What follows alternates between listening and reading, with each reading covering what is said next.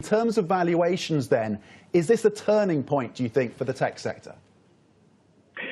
Well, Tom, good to be with you. Yeah, I've been around for a little while, gone through a couple of cycles in my life. And normally, with a typical cycle, it will run through its full course within about 10 years. This time is so extraordinary, and there's just so much liquidity being injected into the system. And having said that, I think the valuation, look, this morning Ray Dalio wrote a piece, and he's saying by his measures and with all these metrics, and we're in a relatively frothy area, he's now claiming it's in the bubble area. But I think that directionally, no trade can grow into the sky. And I think, with just a bond yield pick up a little bit, I think the market is start to selling off. And I think this is the period we're in. And for us, we're very much looking into the fundamentals. We're very lucky. We're the earlier stage investors. We're investing in companies there in the Series B level and onward. And we're really looking for the best growth in terms of the horizon of growth. Isn't just about the growth rate itself. And a lot of interesting companies we're looking at, they're just going to grow for quite a long time at a high rate, but we're able to capture that value at the earlier stage. Okay, and you've recently raised about $450 million US for a fund, an additional fund at M31. How are you deploying that capital, Patrick? Yes, I think it's important to put everything into context a little bit. I think I can offer you two.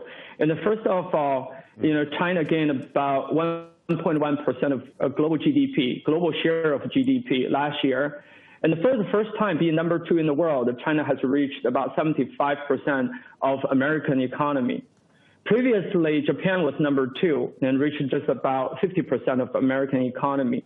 What I'm just trying to say here is the Chinese economy is large enough to stimulate a lot of further growth. This time, it's no longer just consumption. I think it's going to be about innovations. When I returned to China in 2009, I remember I was asking this question directly to Secretary Treasury, Timothy Geithner back then. I said, what's going to be the driver driving Americans' growth back then after financial crisis? And he said, his answer was very profound for me, and that is about every 10 years, and a quarter of American economy is new. And this is exactly what we're seeing right now. The reason I founded M31 with the belief, and I think the structural opportunities with the China's early stage and is becoming very much innovation-driven, not just consumer-driven anymore. So this is where I'm going to deploy a lot of our capital. We'll hire people, everybody is a domain expert before they join us. And we very much inherit sort of Wellington model.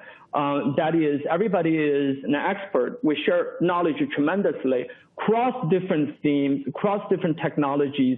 We compare notes, and all the time. I believe the convergence of all the trends, all the technologies, going to be the most important theme and for us to spend time on.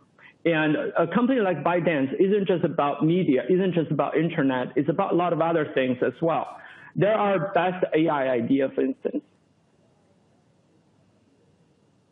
Understood. Patrick, I like what you said earlier, that no tree can actually grow to the sky, but also you're now outlining that there is still tremendous growth across many other parts of the internet space or tech space in China. Then, the recent development these last couple of months has been the onset of regulation. I mentioned Ant and maybe some other names, from the time, I guess, that you went back to China in 2009. Do you think people like you in the private markets, are you starting to rethink your projections of how big these companies can grow? Because there might be a point where which they might be too big for the government. What are your thoughts on that? Listen, I mean, for everyone who's been around long enough, and especially putting money to work in the U.S., in Europe, in Japan, we all have to struggle with this. When company gets so large, what the regulators would do to you. And certainly, they want to encourage competition. So when someone gets too large, that's going to cast a shadow on competitive landscape. So this is something, being an investor, you have to think about all the time. And this is not just specific to China. This is a part of, the game of investing in larger companies. You have to understand the risk. The risk isn't itself just about revenue. The risk is many other things as well. Understood. Now, I want to bring in, and Tom was mentioning valuations earlier. I can't remember the last time the exit market, public markets that is, was this hot, whether that's, you're looking at Shenzhen, you look at the Starboard, you look at, especially here in Hong Kong. I'm wondering what the conversation is between you and the founders. Is this pushing more and more people to list a little bit early, and do you think that's actually a good or a bad thing? Listen, there are two types of companies. There's one type of company, they're there, just they want to increase the value, and investors want to take money back. And that's that type. There's another type, they're just there to build a long-term business. I'm with the founders, they really care less about where the market is today, because they're building a tremendous value with their business. And this is the type of company we want to be with. And we don't want to be with a company that's just looking at everything in opportunistic fashion. And there is such a distinction between great companies and less great companies.